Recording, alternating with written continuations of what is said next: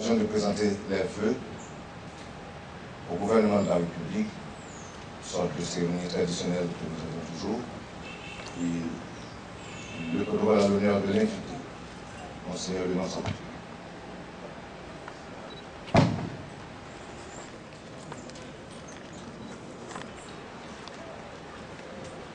Monsieur le Président de la République et Madame la Première Dame,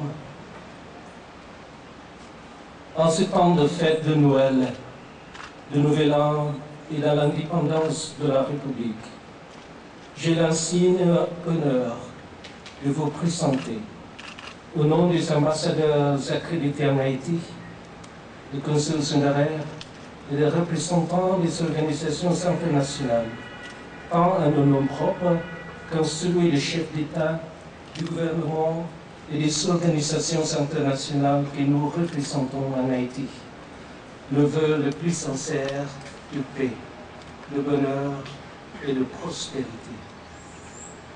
Ce vœu s'adresse aussi à vous, Excellence, Monsieur le Premier ministre, et à vous, Excellence, Madame la ministre des Affaires étrangères et des cultes, ainsi que chacun des membres du gouvernement et aux responsables des institutions de l'État, les parlementaires et le même du pouvoir judiciaire. Enfin, à travers vous, Monsieur le Président, nous avons le plaisir de présenter ce vœu à la nation haïtienne tout entière. Monsieur le Président, nous avons été témoins des réalisations au cours de l'année 2009. Nous nous sommes réjouis toutes les fois qu'une école, un pont, une route, une usine voyaient le jour. Notre attention a été tout particulièrement attirée par les efforts pour le redressement de la justice et l'amélioration de la sécurité publique. Nous croyons toutefois qu'il beaucoup reste à faire pour consolider les acquis encore fragiles et pour donner une solution à un problème qui toujours persiste. La rapide transition d'un gouvernement à l'autre et la chance pour Haïti d'être épargnée cette année par les désastres naturels et les graves émeutes nous a amenés à pousser un soupir de soulagement quand l'année 2009 s'est achevée. Nous constatons toutefois que la majorité d'Haïtiens vivent toujours dans des conditions précaires et manquent des moyens pour nourrir leur famille, payer le collège des enfants, en un mot, pour mener une vie digne et paisible. Nous comprenons leurs attentes légitimes envers les dirigeants du pays, ainsi qu'à l'égard de la communauté internationale. Une fois de plus, nous profitons de cette heureuse occasion pour renouveler à peuple haïtien l'amitié de la communauté internationale et l'assurer de son soutien pour l'assister dans son développement intégral.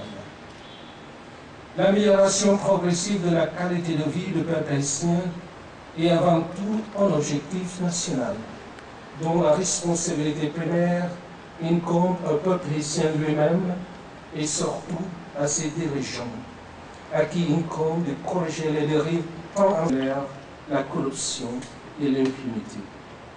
Mais il est également le devoir de la communauté internationale d'accompagner Haïti de façon déterminée et désintéressée dans l'esprit fraternel de solidarité et de respect de sa souveraineté et de ses prérogatives nationales. Sur ce point, il conviendrait que lorsque les problèmes sont identifiés, les solutions à adopter se fassent d'un commun accord. L'avancement de ce pays pour avoir du succès dans une coopération sincère et mutuelle. Monsieur le Président, ici en Haïti, comme partout dans le monde, nous avons assisté avec déception au maigre résultat du récent sommet de Copenhague sur le changement climatique. Et pourtant, le thème revêt une importance capitale pour Haïti.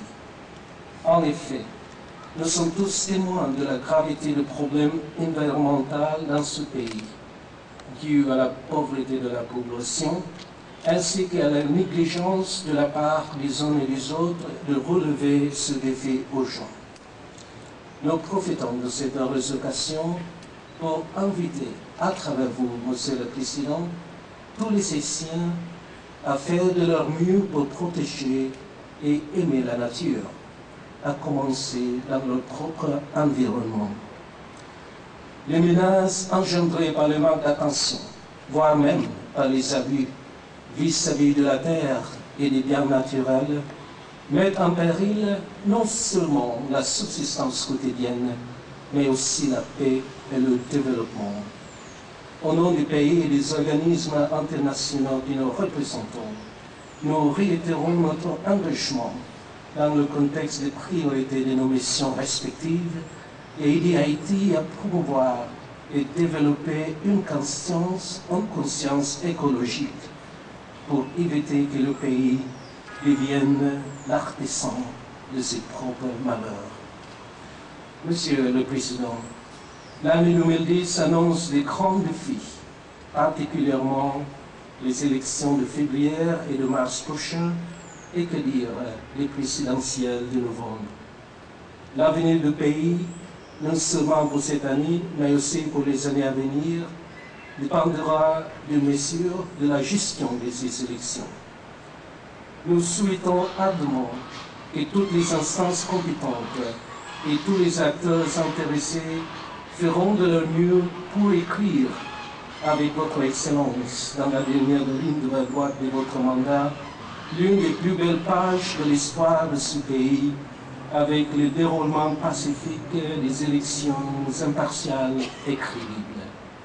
Puisse le ciel inspirer vous tous dans cette tâche grandiose devant mener à meilleur succès possible les consultations populaires de 2010. Monsieur le Président et Madame la Première Dame, de grand cœur, nous souhaitons sincèrement à tous les gouvernants, à chaque Haïtien et à la nation haïtienne tout entière une heureuse année 2010. Que Dieu bénisse Haïti. Merci un peu.